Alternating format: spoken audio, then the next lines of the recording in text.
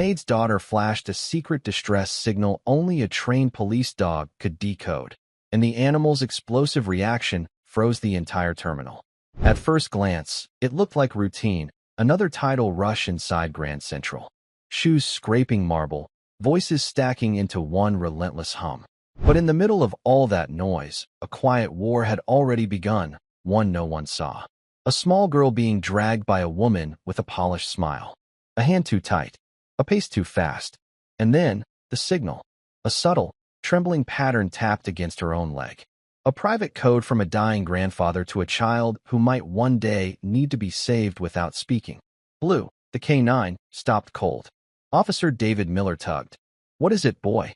He refused to move. This isn't just a story about a kidnapping stopped in a train station. It's the story of how a forgotten soldier's code detonated inside the crowd, and what that code uncovered next. And before I forget, where are you watching from today? Leave a comment below. Enjoy the story. A small, blonde girl was about to be lost forever in the crowd. But she held a secret from her grandfather, an old soldier's last hope. And the only one who might understand it was not even human. The main concourse of the Grand Central Terminal was a river of noise.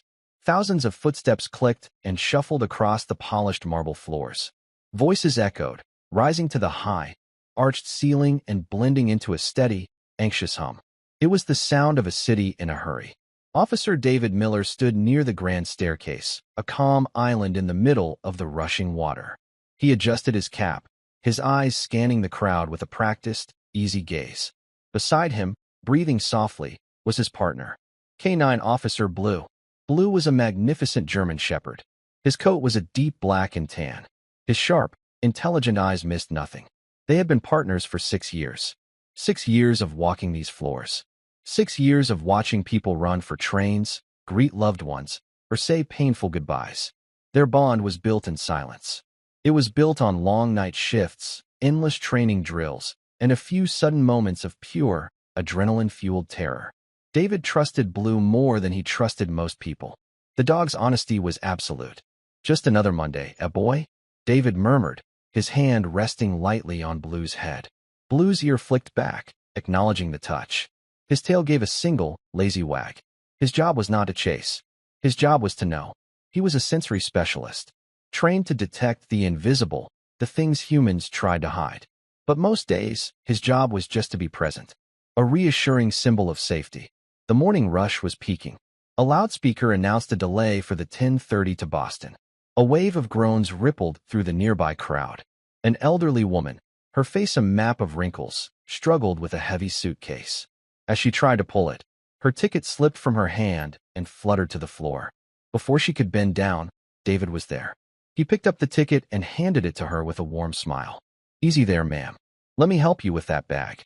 "Oh, thank you, young man," she breathed, her voice frail. She looked at Blue, who sat patiently, watching the interaction. "My goodness. Is he friendly?" "He's all business on the job, ma'am," David said, easily lifting her bag onto a nearby bench. "But he's got a good heart." "He looks so serious," she said, patting her chest. "He's just watching," David replied, "making sure everyone's safe. You have a good trip." The woman thanked him again and moved on. David returned to his post. His gaze swept the terminal. He saw a businessman spill coffee on his tie.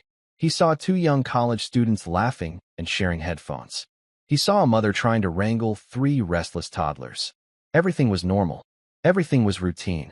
But experience had taught David that routine was a dangerous word. Danger never sent an invitation. It just appeared. It hid in the ordinary. It looked just like everyone else, right up until the moment it didn't. Blue, who had been relaxed, suddenly lifted his head. His posture didn't change, not in a way anyone else would notice. But David felt it.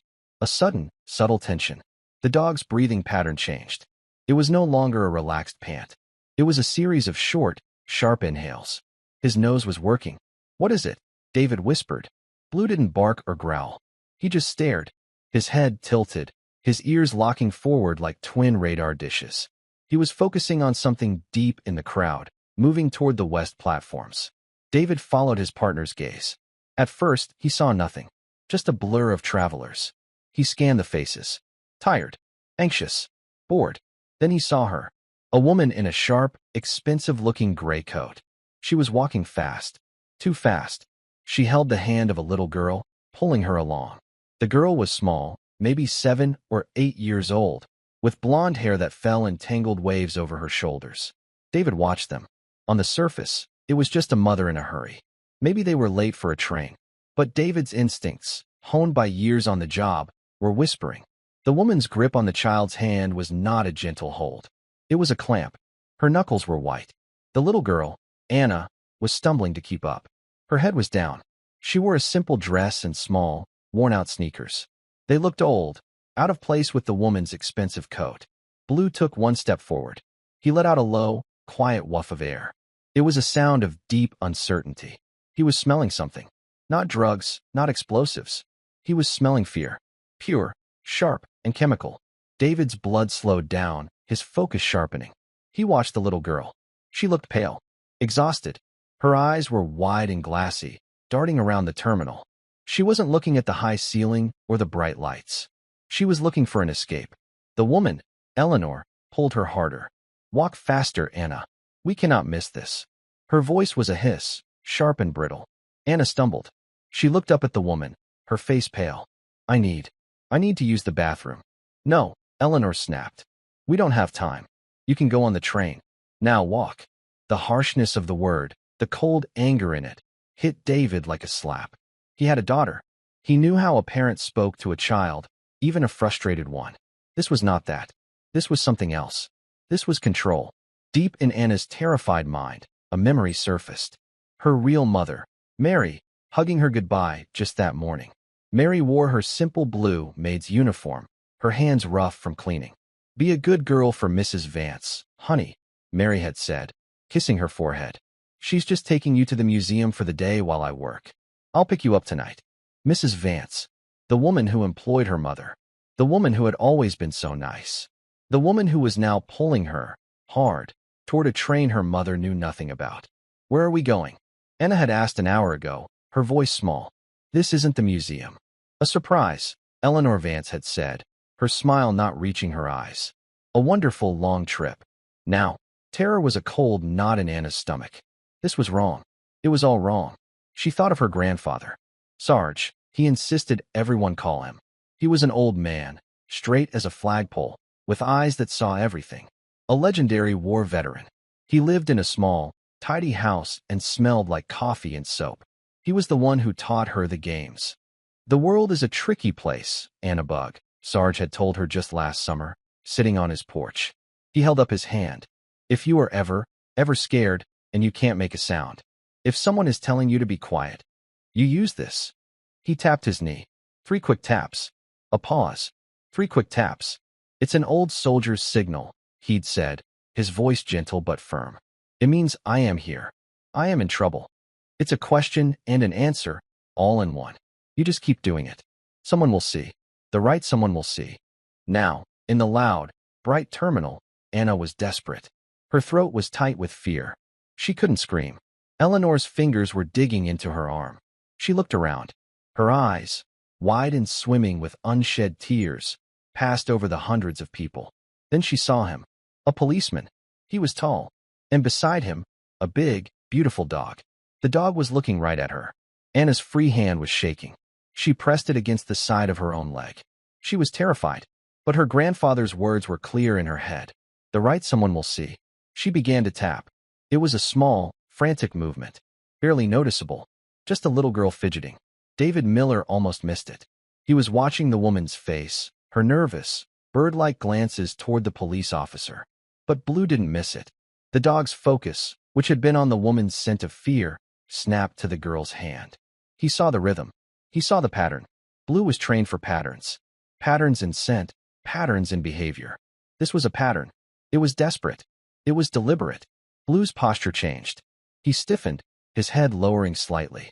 And then, he did something he was trained never to do on patrol. He let out a low, anxious whine. The sound was sharp in the noisy terminal. Several people turned to look. David's heart hammered against his ribs. This was it. The 1%. "What is it, boy?" David whispered again, his eyes locked on the girl.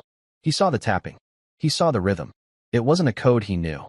It wasn't Morse. But it was something. It was a signal. Eleanor Vance saw David watching. She saw his focus. Panic flashed in her eyes. She jerked Anna's arm. "Stop that. Stop fidgeting," she hissed. She began to walk faster, trying to melt back into the river of people. But Blue took another step. The whine in his throat grew louder, turning into a low, rumbling growl. It was not a growl of aggression. It was a growl of alert. It was a demand. "Stop. Something is wrong." David put his hand on Blue's leash. "Okay, partner. I see it. Let's go." He began to move, not running, but walking with a purpose that cut through the crowd. He angled his path to intersect with theirs, calm and non-threatening. "Excuse me, ma'am," David called out, his voice polite but firm. Eleanor flinched but didn't stop. "Ma'am," David said, louder this time. "Officer Miller, I need you to stop for a moment." Eleanor froze. She turned around slowly, pulling Anna behind her leg like a shield. She forced a bright, brittle smile. "Officer, is there a problem?" she asked, her voice high and shaky. "We're terribly late for our train." "Just a routine passenger check, ma'am," David said, stopping a few feet away. He kept his body language open, his hands visible. But Blue was not casual. The German shepherd had moved, planting himself firmly between David and the woman. He sat, rigid as a statue, his eyes locked on the little girl hiding behind the woman's coat. Anna had stopped tapping. She was frozen, her small hand clutching the fabric of Eleanor's coat. "What's wrong with your dog?" Eleanor demanded, her smile faltering. He's growling. He's scaring my daughter." David looked past the woman, his eyes finding Anna's. He softened his voice. "Hey there, sweetheart. What's your name?"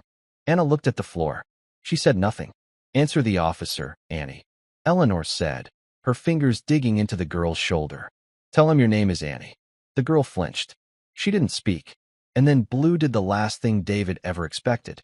The dog, trained for 6 years to maintain a professional distance, broke his sit command. He took 2 slow steps forward. He lay down on the marble floor, putting his head on his paws. He looked directly at Anna, and he whined. It was not a sound of distress. It was a sound of comfort. It was the sound he made when David's own daughter was sick. It was a soft, heartbreaking sound that said, "I see you. I am here." The reaction was instant. The little girl, Anna, who had been silent and frozen, burst into tears. It was not a small cry. It was a desperate, choking sob that she had clearly been holding back for hours. Eleanor's face turned white with fury. "Now look what you've done. You've terrified her." But David wasn't looking at Eleanor. He was looking at the dog's shocking, gentle reaction. And he was looking at the little girl who was not crying because she was scared of the dog. She was crying because, for the first time all day, she felt safe. "Ma'am," David said, and all the politeness was gone from his voice. It was cold, hard, and full of authority. "I'm going to have to ask you to step over to the wall with me. Right now." The terminal was a sea of anonymous faces. Most people hurried past, oblivious to the small, intense drama unfolding near the staircase. They were in their own worlds, focused on their own destinations. But for David, Anna, and Eleanor, the world had shrunk to this single, vibrating point. "I will not be treated this way," Eleanor said, her voice shaking with a mix of fear and manufactured rage. "I am a private citizen. You have no right." "I have a K9 alert, ma'am," David said, his voice flat and steady. It was the voice he used when there was no room for argument. "My partner is a highly trained officer. His alert gives me all the right I need." He gestured with his head to a small alcove near the transit police substation. It was out of the main flow of traffic, quieter. "Please, over here. We won't cause a scene if you cooperate." Eleanor's face hardened. She knew she was trapped. To argue further would draw more attention. She gave a sharp nod, her hand still locked on Anna's shoulder. She pushed the girl forward. Blue walked with them, his body positioned slightly behind Anna, as if shielding her from the woman who claimed to be her mother. The dog's movements were fluid and deliberate. He was a shadow, a silent promise. When they reached the alcove, David stopped. "Ma'am, please let go of the child." "I will not," Eleanor snapped. "She's frightened. You're frightening her." "Let go of her," David repeated. This time, it was not a request. Eleanor's eyes darted from David to Blue. The dog was sitting, but his muscles were coiled. He was watching her hands. Slowly, like she was handling a snake, Eleanor released Anna's shoulder. The moment she was free, Anna scrambled backward 2 steps, putting space between herself and the woman. She nearly tripped over Blue. The dog didn't move, just let the small girl press against his thick fur. It was a tiny, desperate gesture of seeking protection. David's heart ached. He knelt, putting himself on the child's level. He ignored Eleanor completely. "Hey," he said, his voice soft. "My name is David. And this big fella," he patted Blue's head. "This is Blue." Anna stared at the dog, her tear-filled eyes wide. She wiped her nose on the sleeve of her pink jacket. "He's a good boy," David said. "He's my partner. We're here to help." "We don't need help," Eleanor cut in. "We need to catch our train. I will be filing a formal complaint. Badge number." "You'll get it, ma'am," David said, not looking up. He kept his focus on Anna. "That was a very interesting thing you were doing with your hand." "The tapping." Anna froze. She looked at Eleanor, her eyes full of terror. "She's a fidgety child," Eleanor said quickly. "She's always doing that. It's a nervous habit." David looked at Anna. Was it a nervous habit? Or was it a game? Anna's lower lip trembled. She looked from David's kind face to Blue's steady gaze. The dog blinked at her, slow and reassuring. "Who taught you that game?" David asked gently. Anna was silent for a long moment. The only sound was the distant echo of the station announcer. Then, she whispered one word. It was so quiet, David almost missed it. "Sarge." A jolt went through David. Sarge. It wasn't a name. It was a rank. A title. "Sarge," David prompted. "Is he a soldier?" Anna nodded, her blonde hair falling over her face. "He's my grandpa." "Your grandpa," David repeated. He felt a piece of the puzzle click into place. He had an uncle who was a vet. He knew the old codes. The old ways. Tap, tap, tap. Pause. Tap, tap, tap. It wasn't Morse. It was simpler. It was a signal. A distress call. "I am here. I am in trouble." "You're a very smart girl," David said. "Sarge taught you well."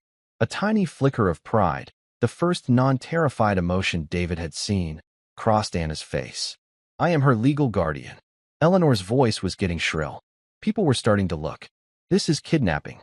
You are kidnapping us." "Ma'am," David said, standing up to his full height. He was a wall between Eleanor and the child. "What is your name?" "Eleanor Vance. And I demand you let us go." "And the child's name?" "Anna. Anna Vance. She is my daughter." David looked down at the little girl. "Is your name Anna Vance?" Anna hesitated. She looked at Eleanor, who was glaring at her, a silent, terrifying command. The girl looked back at the floor. She gave a tiny, almost invisible shake of her head. "No." "I see," David said. His blood ran cold. He reached for the radio on his shoulder. "Ma'am, I am detaining you for a suspected parental abduction. You do not have the right to leave." "This is insane," Eleanor shrieked. "I have her papers. Her passport. We are going on vacation." "Then you won't mind if I see them," David said. "And you won't mind if I call your husband. Or the girl's father." Eleanor's face crumpled. The mention of a husband, of a father, hit a nerve. Her entire defense was built on a lie, and it was collapsing. I, she stammered. "Ma'am, hands behind your back." Eleanor Vance looked at the police officer. She looked at the dog, who was now on his feet, standing guard over the child. And she looked at the little girl who had brought her down with a silent, tapping hand. Her rage evaporated, replaced by a sudden, pathetic desperation. "Please," she whispered. "You don't understand. I need it." "You can tell me all about it at the station," David said. He unclipped his handcuffs. At that exact moment, 20 miles away, Mary Sullivan was wiping down a granite countertop. She was a slight woman, with the same blonde hair as her daughter, pulled back in a tight, practical ponytail. Her blue maid's uniform was spotless. Her hands were red and raw from cleaning chemicals. She worked for Mrs. Vance. She had worked for her for 2 years. The pay was good. It let her keep a small, clean apartment for her and Anna. Mrs. Vance had always been distant. She lived in a large, sterile house that felt more like a museum than a home. A house that had no children's laughter, no crayon marks on the walls. Mrs. Vance was polite, but cold. Until a month ago. Suddenly, Eleanor Vance had become interested in Anna. She had brought her gifts. A dress. A doll. "She's a lovely child, Mary," Eleanor had said, her smile thin. "So bright. She must be lonely, with you working so much." We do okay," Ma'am, Mary had said, uncomfortable. Nonsense. Let me take her out. The museum. The zoo. It would be a treat for us both. Mary had been reluctant, but the pay was good, and Mrs. Vance was her boss. And Anna. Anna had been excited. This morning, Anna had climbed into Mrs. Vance's sleek black car, waving. Goodbye, Mommy. We're going to see the dinosaurs. Now, hours later, Mary was in Anna's small, tidy bedroom. She was folding her daughter's laundry. She opened a drawer to put away socks. And she saw it. Anna's favorite doll. A worn, one-eyed teddy bear she called Barnaby. Anna never went anywhere without Barnaby. Not to the store. Not to the park. And definitely not to the museum. A cold prickle of unease ran down Mary's back. She told herself she was being silly. Anna was excited. She just forgot. Mary went back to cleaning Mrs. Vance's home office. She bent down to empty the small paper basket under the desk. On top of the papers was a crumpled-up piece of notepaper. It was a flight confirmation. No, not a flight. A train itinerary. Grand Central Terminal to Albany. One way. 2 passengers. Departing today. Mary's breath caught in her chest. She stood up, her heart pounding. No, she whispered. She said the museum. She ran from the office, down the polished hall, to Eleanor Vance's bedroom. It was immaculate. The bed was made. The drawers were closed. Mary's eyes fell on the closet. She pulled the door open. A large section of the closet was empty. Hangers were bare. A space on the shoe rack, where Mrs. Vance kept her comfortable traveling shoes, was vacant. No, no, no. Mary's hands were shaking. She pulled her cheap cell phone from her pocket. She dialed Mrs. Vance's number. It went straight to voicemail. Mrs. Vance, this is Mary, she said, her voice high with rising panic. Please call me. I'm worried. I'm at the house. You're not at the museum, are you? Please, where is Anna? She hung up and dialed again. Voicemail. She ran to the front door, her mind racing. The museum. She could go to the museum. She could check. But she knew. Deep in her gut, she knew. The empty closet. The one-way train ticket. The forgotten bear. She looked at the clock on the wall. 10:45 a.m. The train on the itinerary was for 10:50 a.m. She was too late. Her daughter was gone. Mary collapsed against the wall, a sob tearing from her throat. She had no car. She had no one. Then she thought of her father. Sarge. He was old. He was quiet. But he was a soldier. He would know what to do. She scrambled to her feet, wiping her tears, and ran out the front door, dialing 911. My name is Mary Sullivan, she cried into the phone, running down the long, tree-lined driveway. My daughter. I think my boss has stolen my daughter. Back in the alcove at Grand Central, David was speaking into his radio.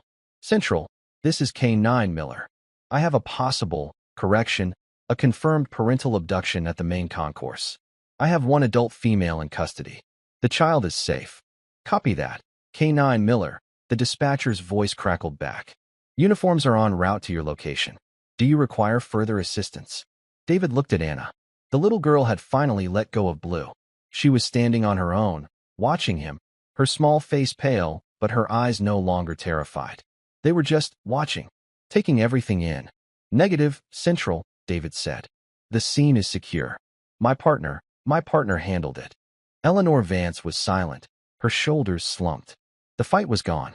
She was just a woman in an expensive coat, her wrists bound behind her. What happens now? Eleanor whispered. Now, David said, we wait for my colleagues.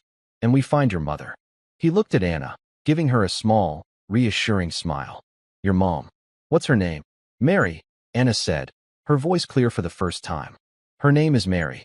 Okay, Anna, David said. Let's call Mary. But as he reached for his phone, his radio crackled again. K9, Miller, new information coming in. We just received a 911 call from a Mary Sullivan. Reports her 8-year-old daughter, Anna, was abducted by her employer, an Eleanor Vance. The call originated from the Vance residence in Westchester. Can you confirm the child's identity? David looked at the small, blonde girl. The girl who had remembered her grandfather's lesson. The girl who had trusted a dog. That's a confirmed Central, David said, a wave of profound respect washing over him. The child is Anna Sullivan. She's right here. She's safe. And for the first time, Officer Blue relaxed. He sat down at David's side and let out a long, quiet sigh. His job done. The echo of the dispatcher's voice faded. For a moment, the vast noise of the terminal seemed to rush back in, filling the silence. Anna was shivering, despite the mild air in the station. The adrenaline that had kept her going for hours was gone, leaving a deep, bone-chilling cold. She stared at the handcuffs on Eleanor Vance's wrists. She stared at the police radio on David's shoulder. It was all real. 2 more transit officers, a man and a woman, arrived. They walked quickly, their faces serious. David met them a few steps away, keeping his voice low. "This is the suspect, Eleanor Vance," David explained. "And this," he nodded toward Anna, who was watching them with wide, silent eyes, "is the child, Anna Sullivan. The mother, Mary Sullivan, is in Westchester. She's the one who placed the 911 call." The female officer, Officer Chun, had a kind, square face. She looked past David at Anna. She saw the pink jacket, the pale cheeks, and the way the little girl was pressed against the canine's fur. Chun unclipped a small water bottle from her belt and walked over slowly, ignoring Eleanor. "Hi there," she said, her voice soft. "You look like you could use a drink of water." Anna looked at David, as if for permission. David nodded. "It's okay, Anna. These are my friends. They're here to help." Anna's small, trembling fingers took the bottle. She tried to twist the cap, but her hands were shaking too badly. Officer Chun knelt, her knees cracking, and gently took the bottle back. She twisted the cap and handed it over. "There you go, honey." Anna took a small, gasping sip. The water was cold. It felt real. The male officer took charge of Eleanor. "Ma'am, you'll come with me," he said, his voice void of emotion. Eleanor Vance did not resist. The fight was gone. She was a hollow shell, her expensive coat now looking like a costume. As the officer led her away, she turned her head. Her eyes found Anna. It was a strange look. It was not anger. It was a deep, aching hunger. A look of terrible loss. David stepped in the way, blocking her view. "Let's go, ma'am," he said to Officer Chun. "Let's get her to the substation."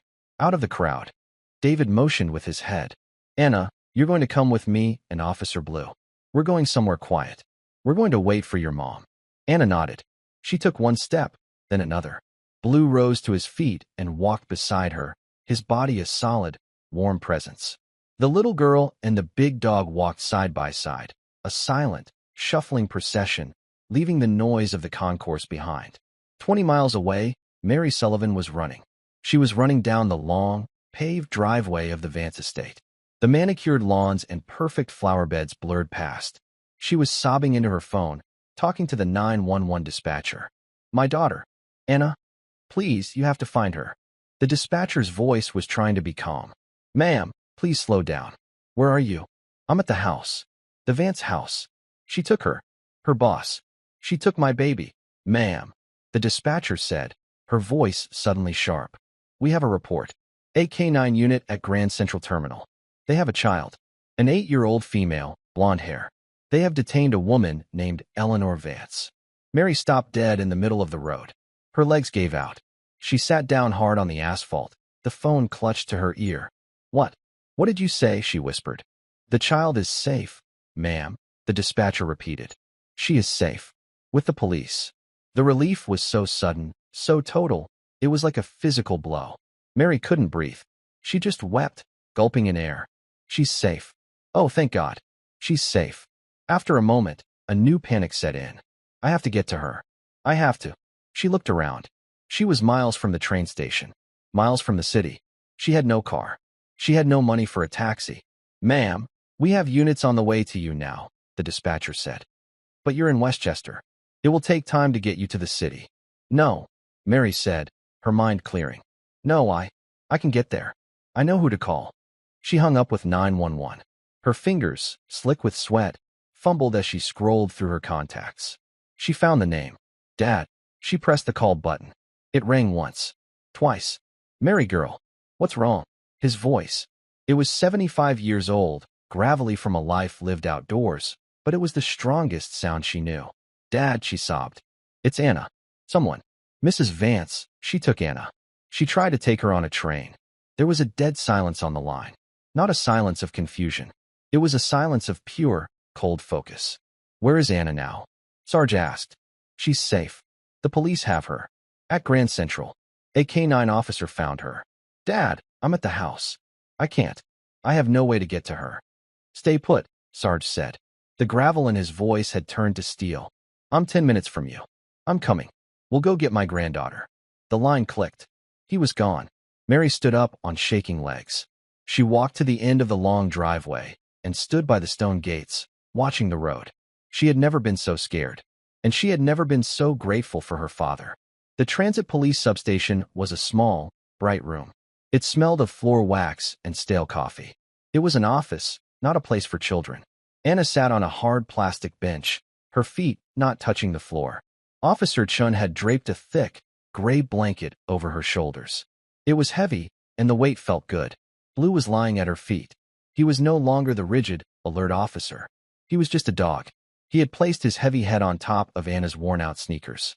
His breathing was a low, rhythmic huff. David was on the phone, his back to her, speaking in a low voice. He was talking to the Westchester police, confirming Mary's location. That's right, David said. The grandfather is picking her up. Sarge Sullivan. They're en route. He listened. Yes. She's fine. A little shaken, but honestly, she's tougher than I am. He hung up and turned. He sat on the bench, a few feet from Anna. He didn't crowd her. Okay, kiddo, he said, his voice soft. Your mom is on her way. And your grandpa, too. Anna looked up. It was the first time she had made direct eye contact. Sarge is coming? That's right, David smiled. I heard he's the one who taught you that trick. The tapping. Anna nodded, her fingers tracing the pattern on her own leg. That was military, David said, his voice full of respect. Old school. I'm surprised you knew it. I'm surprised I recognized it. Sarge said it was for emergencies, Anna whispered. He said if you can't talk, you tap. He said the right people would know. He was right, David said. Although, I have to admit, I'm not the one who caught it. My partner did. Anna looked down at the big, furry head on her feet. Blue's tail thumped once on the linoleum floor. He's a good dog, Anna said. He's the best dog, David said. Anna slowly, cautiously, reached out her hand. She didn't touch the dog, not yet. She just held her hand in the air, near his nose. Blue, without lifting his head, sniffed her fingers. Then he pushed his cold, wet nose gently into her palm. Anna let out a shaky breath. A tiny smile touched the corners of her mouth. It was the first smile David had seen. He likes me, she said. He sure does, David said. He knew you were special. He knew you were a soldier, just like your grandpa. The little girl sat up a bit straighter. The word soldier seemed to give her a little piece of herself back. She wasn't just a lost girl. She was a soldier. In a room down the hall, the atmosphere was very different. The room was small, gray. Detective Harris had left Eleanor Vance alone with her thoughts for 10 long minutes. The anger was gone. The desperation had cooled into a numb, vacant stare. When Harris re-entered, he was holding a single piece of paper. His face was no longer stern. It was a mask of deep, professional sadness. I ran a wider search, Mrs. Vance, Harris said, his voice quiet. He sat down opposite her. Not just financials. Public records. Vitals. Eleanor didn't look up. You didn't just try for a child for 10 years, did you? He asked gently. You had one. Eleanor's head snapped up. Her eyes were suddenly sharp, full of a pain so raw it was shocking. You have no right, she whispered. Harris placed the paper on the table and turned it to face her. It was a printout of a simple online record. A death certificate. Emily Vance, Harris said, reading the name. Died 14 months ago. Malignant brain tumor. She was 7 years old. Eleanor stared at the name. Emily, she breathed. I found a photo, too, Harris said, his voice heavy with pity. In a social services database. From a fundraiser. She had blonde hair. She was small for her age. She looked just like Anna Sullivan. The dam broke. It was not the shriek of a frustrated woman. It was the howl of a mother. A sound of absolute, bottomless grief that echoed in the small room. Eleanor collapsed onto the table, her body shaking with sobs that seemed to be torn from her very soul. They looked the same, she choked out, her words muffled. I saw her. I saw her in the market with her mother a month ago. It was her. It was my Emily come back. She was right there. Harris let her cry for a long moment. This was the truth. Not a crime of envy, but a crime of madness. A crime born from a grief so powerful it had shattered her mind. Her husband left her 2 months ago, Harris said, speaking to the empty air as he processed it. A year after the child died. He couldn't take the grief. She was left alone. In that house. That tomb, as she called it. He said I was empty. Eleanor whispered, her voice broken. He said I was a ghost. But I wasn't. I saw my baby. And she was being raised by a maid. She was wearing old shoes. She wasn't being cared for. The world, it made a mistake. It took my daughter and gave her to someone who couldn't appreciate her. So you decided to fix the mistake, Harris said. She belongs with me. Eleanor screamed, her head flying up. Her eyes were wild, her face slick with tears. She is my daughter. Her name is Emily. Harris stood up. He had seen enough. The rage and calculation were gone. All that was left was a deeply broken woman, lost in a fantasy she had built to survive. Her name is Anna, Mrs. Vance, he said, his voice firm but not cruel. And she has a mother who is on her way right now. A mother who loves her very much. He left the room and closed the door, leaving Eleanor Vance alone with the ghost of her child. The journey to the city was a blur of steel and stone. Sarge drove his old, immaculately kept pickup truck. He drove like he did everything, with a calm, unhurried focus. He did not speed. He did not weave through traffic. He simply moved, a solid, unshakable object, toward his objective. Mary sat in the passenger seat. She was the opposite. Her hands were twisted together in her lap, her knuckles white. She stared out the windshield, her body vibrating with a terrible, frantic energy. He's an old man, Dad, she whispered, her voice tight. He's 75. What if he wasn't strong enough? What if he— You're spinning, Mary girl, Sarge said, his voice a low rumble. He did not take his eyes off the road. Stop. The dispatcher said she is safe. We hold on to that. We don't borrow trouble. Not until we see it. She's so little. Mary choked, a fresh wave of tears blurring the highway. She must have been so scared. Alone, with that woman. She was not alone, Sarge said. The words were a flat statement of fact. She's your daughter. But she's my granddaughter. She's a Sullivan. She knows what to do. Mary looked at her father. His face was a map of wrinkles, his gray hair cut short and severe. He was just an old man. But in that moment, his certainty was the only thing holding her together. They reached the city. The noise was overwhelming. Horns, sirens, the rush of a million people. Sarge navigated the streets leading to Grand Central with an old, familiar skill. He found the police in trance, parked the truck in a no-parking zone, and put an old, faded veteran placard on his dashboard. They can tow it if they want, he said, cutting the engine. Let's go. Mary was out of the truck before he finished the sentence. She ran toward the building, her heart a drum against her ribs. Sarge followed, his stride long and steady. Inside, the terminal was a shock. After the quiet of the truck, the roar of the concourse was deafening. Where are they? Mary cried, turning in a circle. The crowd was a sea of strangers. Sarge put a hand on her elbow. Stop. Look, he pointed. A transit police officer stood near a digital schedule board. Sarge walked directly to him. Mary hurried to keep up. Officer, Sarge said. His voice cut through the noise. The young officer turned. He saw the old man's military bearing.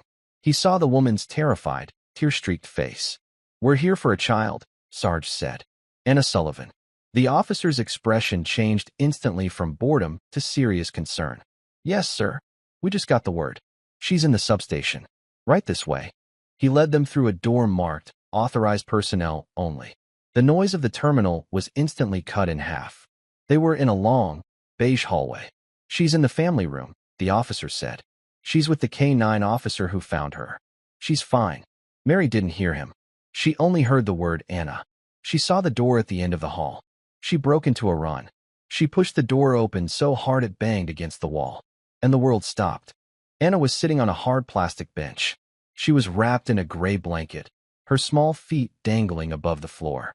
A big German shepherd was lying at her feet. A tall police officer was sitting near her, speaking in a low, kind voice. Anna's head snapped up. Her eyes, wide and dull with shock, suddenly flooded with light. Mommy.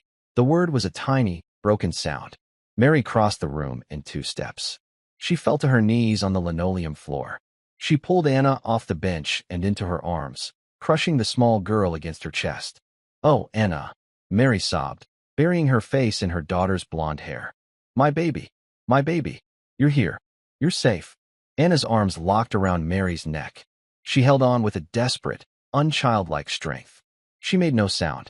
She just held on, her small body shaking violently. This was the one person in the world who was real. This was home. She. Mary tried to speak, tried to ask, but she couldn't form the words. She just held her daughter, rocking back and forth, her tears soaking Anna's pink jacket. It's okay. Mommy's here. It's okay. I've got you. Sarge had entered the room behind her. He stood in the doorway, his old, sharp eyes taking in the entire scene in a single, sweeping glance. He saw his daughter, crumpled on the floor, holding his granddaughter. He saw the half-empty water bottle. He saw the gray blanket. He saw the kind, tired face of Officer Chun, who was standing in the corner. He saw the tall K-9 officer, David, who had respectfully stood up. And he saw the dog. The German shepherd had not moved. He had not barked. He had not stood. He simply lay on the floor, his head on his paws, watching the reunion. His tail gave one slow thump. David stepped forward, giving the family a moment. Mrs. Sullivan? Mary looked up, her face a mess of tears and relief. Yes. Thank you. Thank you. I don't know how. Was she? She's okay, David said, his voice full of a deep, weary kindness. She's shaken, but she's perfectly okay. You have a very, very smart daughter. Mary just nodded, unable to speak, and kissed the top of Anna's head. Sarge stepped fully into the room. He closed the door, bringing a final, quiet click to the scene. His eyes met David's. It was a look of mutual respect. A man in a uniform to a man who had worn one for a lifetime. Sarge gave a short, sharp nod. Officer. Sir, David replied. Sarge walked over to the bench. He didn't crowd Mary. He put one large, weathered hand on his daughter's shaking shoulder. Then he looked at Anna, who was peeking out from under her mother's arm. You did good, Anna Bug, Sarge said, his voice rough. You did real good. You remembered the game. A tiny, watery smile flickered on Anna's face. She nodded against her mother's chest. I tapped Sarge. I tapped and tapped. I was scared. Being scared is part of it, Sarge said. But you did it anyway. That's the other part. That's the brave part. Anna's gaze moved from her grandfather. She pointed a small, trembling finger. He saw me, Sarge. He saw me tapping. Mary and Sarge both followed her finger. She was not pointing at Officer David. She was pointing at Blue. Sarge's attention, which had already noted the dog, now locked onto him. He truly saw the animal for the first time. The intelligence in his eyes. The calm, disciplined posture. The way he watched over Anna, even now. Sarge was an old soldier. He knew dogs. He had served with K-9 units. He had seen what they could do. He walked slowly over to the dog. David tensed, just for a second. Blue was a working dog. He wasn't a pet. But Sarge knew this. He didn't reach out to pet him. He didn't use a high, friendly voice. He simply stood before the dog, as one soldier would to another. You're a good soldier, Sarge said, his voice low.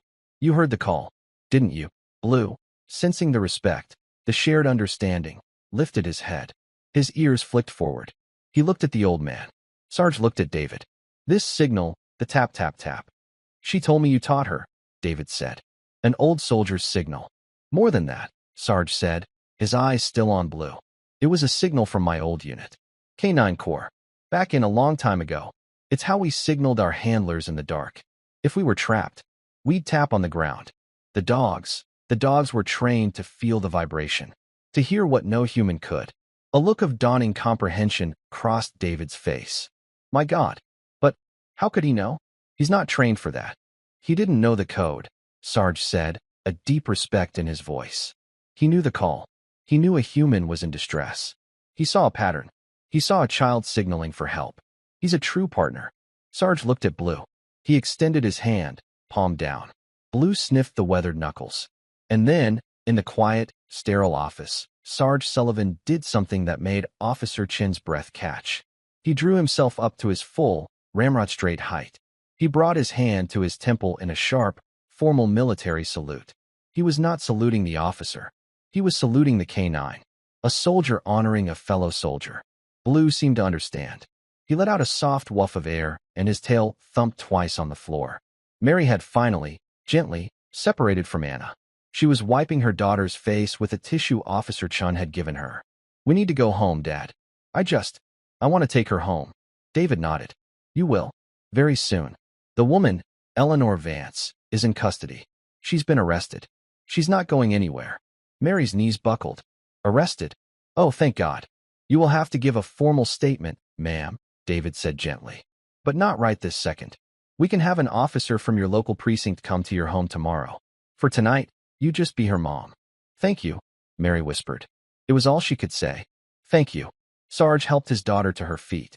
Mary picked up Anna, who was half asleep, her body heavy with exhaustion and relief. They prepared to leave. Anna, wrapped in the gray blanket, was a small bundle in her mother's arms. As they reached the door, Anna stirred. She looked over her mother's shoulder. "Wait," she whispered. Mary stopped. Anna wiggled to be put down. Her feet touched the floor. She was unsteady, but she walked back. First, she walked to David. She stood in front of him and looked up. "Thank you, Officer David." David knelt. "You're welcome, Anna. You were the brave one." Then, Anna turned to Blue. She walked right up to the big German shepherd. She was not afraid. Not anymore.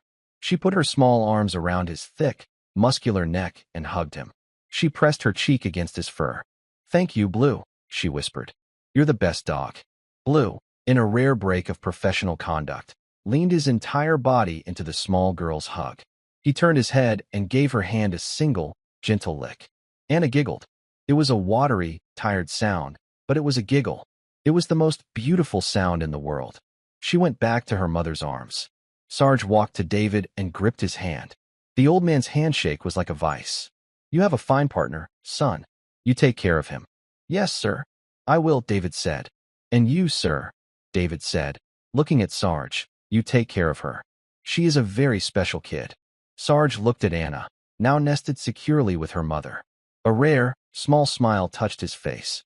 "She's a Sullivan," he said. The door clicked shut, leaving the small office in silence. Officer Chun let out a long, slow breath. "Well, in 20 years, I've never seen anything like that. A military salute. For a dog." David Miller leaned back against the wall. He felt like he had run a marathon.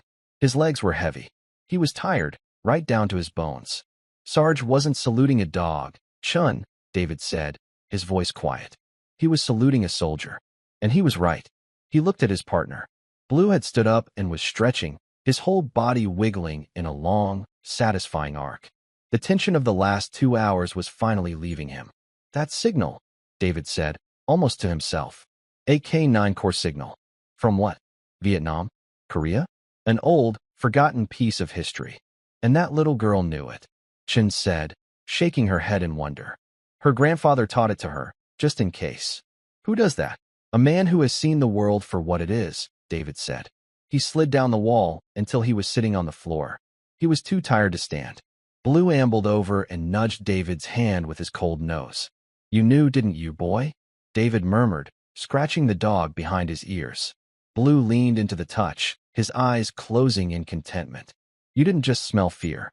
You didn't just smell the adrenaline from that Vance woman. You saw her. You saw that little hand moving." David replayed the moment in his mind. The crowd, the noise, and that one, tiny, rhythmic movement. "You saw a pattern," David whispered. "And you knew it was wrong. You knew it was a call. You heard her when she couldn't even make a sound." Officer Chun watched the two partners. "You two are quite a pair." She smiled, a small, weary smile. "I'll go write up the report. You, just take a minute."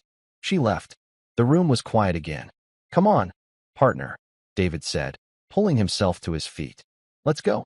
End of shift. We're going home. That evening, the city felt 1,000 miles away. Mary Sullivan's apartment was small. The furniture was old but clean. It smelled of chicken soup and lavender soap. It was a home.